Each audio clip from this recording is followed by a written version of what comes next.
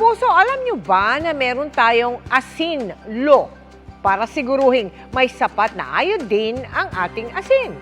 Malaking bagay kasi yan laban sa kakulangan ng iodine na pwede pang mauwi sa goiter. Kaya naman may salt testing din na isinabay sa pag-goiter screening ng GMA Kapuso Foundation at Health Department sa Coronadal City. Asin ang isa sa mga kadalasang ginagamit na pampalasa sa pagkain. Pero ayon mismo sa World Health Organization, hindi lahat ng asin may sapat na iodine. Kailangan daw may 15 to 40 ppm o parts per million o katumbas ng 15 to 40 milligrams na iodine ng 1 kilong asin na ginagamit sa bahay para maiwasan ang iodine deficiency.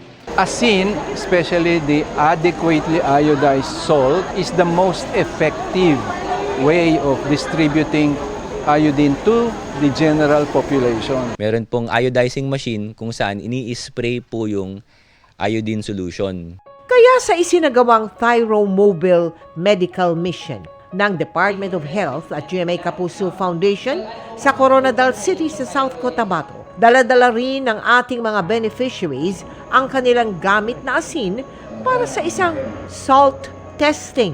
Karamihan sa mga sinuri, hindi sapat ang iodine content. Kabilang na ang asin na dala ni Rosalie.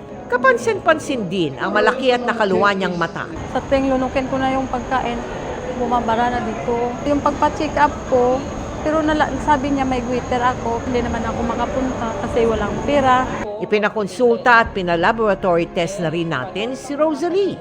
Immediately, we can say that Aling Rosalie has what we call toxic goiter.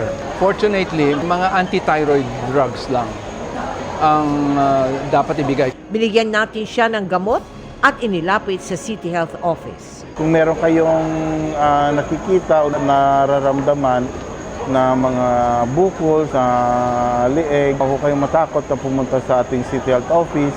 Sa mga nais makiisa sa aming mga proyekto, maaari magdeposito sa aming mga bank account o magpadala sa Cebuana Luwalier. Pwede ring online via GCash, Shopee at Lazada.